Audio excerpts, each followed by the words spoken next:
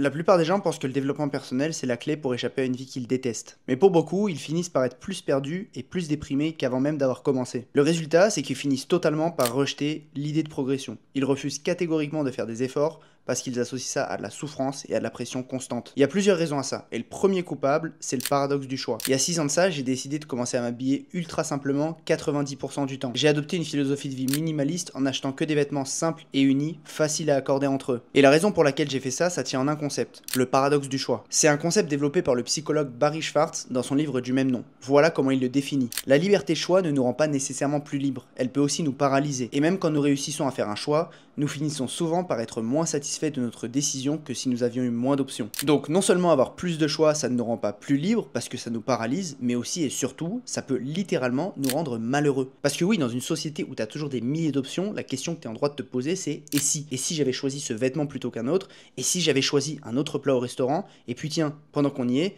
et si j'avais rencontré une autre personne que la personne avec laquelle je suis en allant swiper un petit peu plus sur Tinder? Avoir trop de choix, ça nous rend malheureux pour la simple et bonne raison qu'on se concentre toujours sur la culpabilité du choix qu'on n'a potentiellement pas fait, plutôt que de se concentrer sur ce qu'on a déjà en notre possession. Et cette culpabilité, malheureusement, elle est au centre de la vie des personnes qui s'intéressent au développement personnel.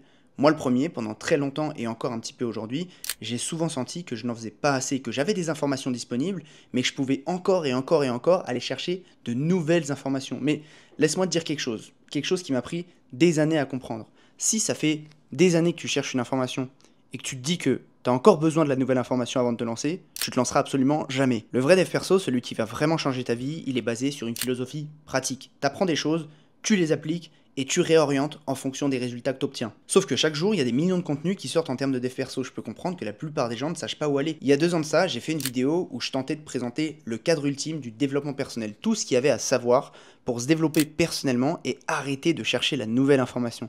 Et la démarche à l'époque, elle était la même qu'aujourd'hui dans cette vidéo. Je voulais faire comprendre que tu n'as pas besoin de l'information de plus. Ce dont tu as besoin, c'est d'action. Et la raison pour laquelle je valorise tant l'action, c'est parce que j'ai remarqué un schéma qui se répète encore et encore dans ma vie.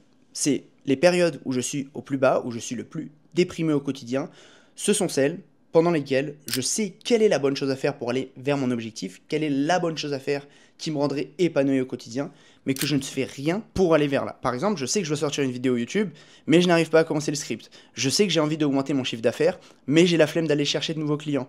Et c'est pour ça que l'intentionnalité, c'est une notion qui me tient énormément à cœur. Parce que chaque être humain est voué à déprimer à partir du moment où ses actions ne sont pas alignées avec ses pensées. Tu peux décider d'accepter un travail que tu détestes, accepter de fréquenter des personnes qui te tirent vers le bas, ou encore accepter de vivre dans un lieu qui ne t'épanouit pas personnellement. Sur le court terme, ça va, tu vas réussir à outrepasser ces choses-là. Mais sur le long terme, ces choses subies te briseront à petit feu. Et ça va même plus loin que ça, parce que au plus l'écart va se creuser entre ta situation actuelle et la situation que tu penses être la bonne pour toi, au plus tu vas perdre confiance en tes capacités. Tes capacités à prendre les choses en main, tes capacités à mettre des choses en place pour atteindre tes objectifs. À ce moment-là, tu vas rentrer dans un cercle vicieux. Moins tu vas en faire, plus tu vas perdre confiance en tes capacités, plus tu vas penser que tu ne peux rien faire, moins tu vas faire de choses au quotidien. Du coup, pour revenir au dev perso et à la surabondance d'informations en termes de dev perso, c'est que cette surabondance, elle creuse l'écart entre ce que tu sais et ce que tu fais. Ajouté au fait que tu souffres du paradoxe du choix, tu te retrouves dans une situation où tu as toutes les connaissances dont tu as besoin pour t'améliorer, mais tu ne fais rien. Alors qu'encore une fois,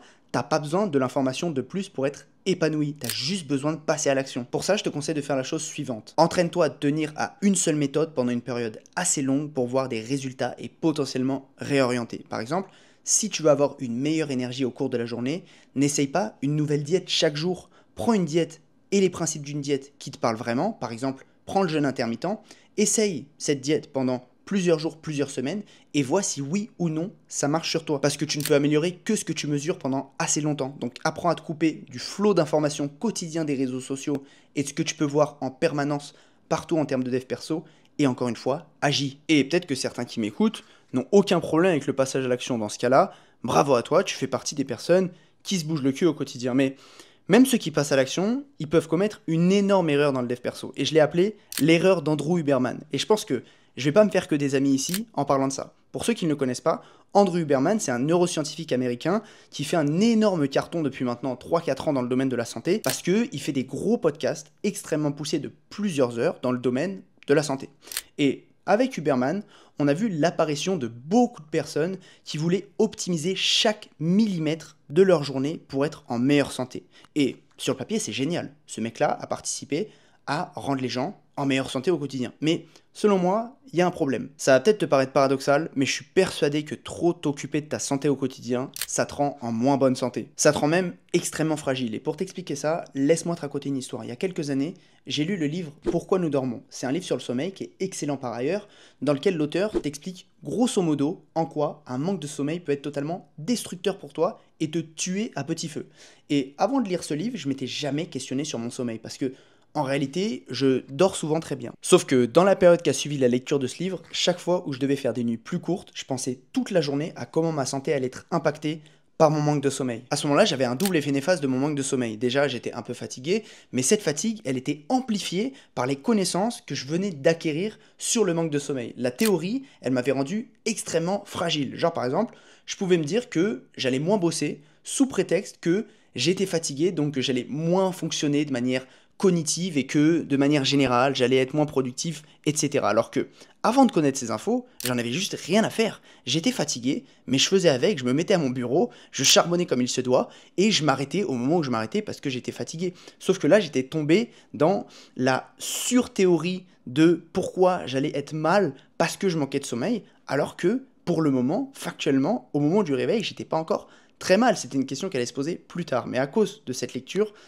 j'étais devenu encore une fois très fragile. Et attention, je dis pas que il faut arrêter de s'informer, il faut arrêter d'améliorer sa santé, surtout sur ces sujets, c'est ultra important. Je dis juste que parfois, on gagne à pas forcément tout creuser, tout suroptimiser, et on en revient toujours à la question de est-ce que tu as pour le moment assez d'informations sur un sujet pour être globalement meilleur que ce que tu étais avant, sans forcément rentrer trop dans les détails et te pourrir la vie avec ça. Je trouve qu'il y a une limite fine à ne pas dépasser entre optimisation et suroptimisation. Et à part si ton projet c'est de devenir immortel comme certains, la suroptimisation, elle rendra toujours ta vie moins bien. Laisse un peu de chaos rentrer dans ta vie et empêche-toi de tout contrôler. D'ailleurs, si tu prends l'habitude d'optimiser ta vie et donc de traquer tes résultats, tu vas vite remarquer qu'il y a des périodes où tu te sens beaucoup moins bien que d'autres. Il y a des périodes où tu n'es juste pas au top. Malgré tes efforts, tu n'es pas aussi productif, tu n'es pas aussi performant dans le sport, tu es fatigué, tu as du mal avec les gens, tu es globalement dans un mauvais mood. Et si tu déprimes à ce moment-là, parce que tu es moins performant, c'est parce que tu as oublié un aspect fondamental de ta vie et un aspect que les gens qui te parlent de dev perso en général sur les réseaux sociaux oublient. C'est que la vie, elle est composée de cycles. Sur les réseaux et dans les contenus de développement personnel, tu vois 99% du temps des gens au top de leur forme. Tu te dis que tout va bien pour eux, donc que logiquement, tout doit aller bien pour toi, que tu dois être toujours au top. Et encore une fois, le problème de cette comparaison permanente, c'est qu'elle creuse l'écart. Elle creuse l'écart entre ta situation actuelle et la situation que tu penses être idéale pour toi. Moi aussi, à une époque, je pensais que je devais tout le temps être au top, que je devais tout le temps me sentir bien. Et le pire, c'est que je pensais que si je mettais toutes les bonnes habitudes en place, je serais inébranlable. Mais malheureusement, ça se passe pas comme ça. Il y a des moments pour tout, il faut l'accepter. Il y a des moments pour se sentir super bien, comme il y a d'autres moments pour se sentir un peu déprimé. Il y a des moments pour prendre du repos, pour récupérer physiquement. Il y a d'autres moments où tu te sens archi bien, t'es en mode beaucoup d'énergie et tu vas faire 10 séances de sport par semaine à la salle. Il y a des moments pour réfléchir, prendre du recul sur ce que tu fais, et il y a des moments pour charbonner 16 heures par jour et à peine dormir. Il faut accepter ces cycles. Vraiment, je pense que c'est une des choses qui est négligée par la majorité du dev perso, mais qui est une des plus déterminantes pour être heureux. Accepter les cycles et accepter les activités qu'on fait en conséquence par rapport au cycle dans lequel on est, et ne pas toujours se comporter de la même manière selon si on est dans un cycle haut ou un cycle bas. Personnellement, c'est une des choses que j'ai encore le plus de mal à accepter aujourd'hui. J'ai du mal à accepter que je me sens pas bien, mais que c'est normal. Alors qu'en soi, il y a énormément de raisons de ne pas être au top 100% du temps. Tu peux avoir des changements hormonaux, des changements d'objectifs, des changements de situation. Et par exemple, en ce moment, j'ai beaucoup charbonné sur mon accompagnement, sur de la création de contenu. Ça se passe super bien. J'ai beaucoup de nouveaux élèves grâce à toute l'énergie que j'ai mise dans cet accompagnement. Mais pour ça, j'ai dû passer 2-3 mois dans un cycle beaucoup plus axé business. Je devais construire des pages de vente, je devais aller prospecter, je devais faire des appels de vente, chose que je continue toujours à faire, mais actuellement je sens que ce cycle, il commence à me fatiguer. Ça me manque en fait de passer les 3 quarts de ma journée juste assis à écrire des choses, à être dans un mood créatif et à réfléchir. Sauf que ce cycle business, qui a duré ces quelques derniers mois, il a été nécessaire pour moi. Il a été nécessaire pour me faire évoluer et aujourd'hui pour en arriver là. Et actuellement, à l'heure où je filme cette vidéo, il y a quelques semaines, je suis passé par une phase de 2-3 jours où je me sentais moins bien. Au début, je ne comprenais pas pourquoi, mais en y réfléchissant, j'ai compris que c'est parce que je me sentais pas créatif. J'ai décidé que j'allais petit à petit transitionner vers un cycle plus créatif, en gardant évidemment les acquis de ce que j'ai construit niveau business ces 3-4 derniers mois, mais j'accepte de changer mes activités selon mon cycle. Je pense que c'est ultra important, changer et moduler les activités que tu fais au quotidien selon le cycle dans lequel tu es. Parce que malgré ce que tu vois sur les réseaux sociaux, la vie des gens, elle est pas linéaire. Eux aussi, ils ont des doutes, ils ont des variations d'humeur et ils doivent jongler entre plusieurs domaines de leur vie pour s'en sortir. Donc vraiment, te compare pas et accepte les cycles de la vie. Et j'en suis conscient, la comparaison, c'est ce qu'il y a de pire et qui peut te mettre au plus bas. À force de voir des gens réussir sur les réseaux, tu peux te dire que t'es en retard et que rien ne va dans ta vie. Parce que une grande majorité des contenus de dev perso, ils sous-entendent que toute ta réussite, elle est entre tes mains. Et ça, c'est absolument faux. Vouloir nier la part de chance qui existe dans la vie et dans la réussite des gens, c'est au mieux de l'ignorance et au pire du mensonge. Bien évidemment que la chance, elle rentre en compte dans ton parcours, mais la meilleure chose que tu puisses faire, c'est ne pas en faire une excuse pour tout expliquer. Si malgré tes efforts, tu sens que tu réussis pas autant que tu le voudrais et que tu réussis pas autant que certaines personnes que tu peux voir sur les réseaux sociaux, tu vas pouvoir commencer à développer de la jalousie ou de la comparaison avec les autres.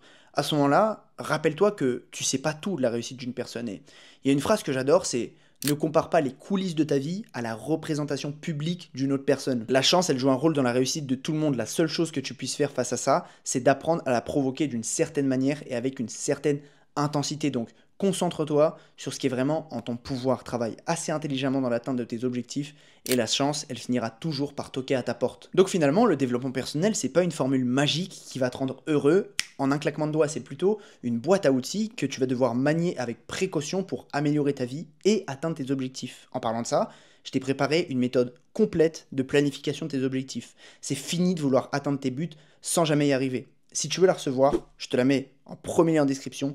C'est cadeau, c'est gratuit. Clique sur le premier lien, tu la recevras direct et tu pourras commencer déjà à planifier tes objectifs. Laisse-moi un petit j'aime, abonne-toi à ma chaîne et partage cette vidéo si elle t'a plu. Ces petites actions pour toi m'aident énormément, donc je t'en serai extrêmement reconnaissant. Et de mon côté, je te dis à la prochaine pour une nouvelle vidéo. Ciao.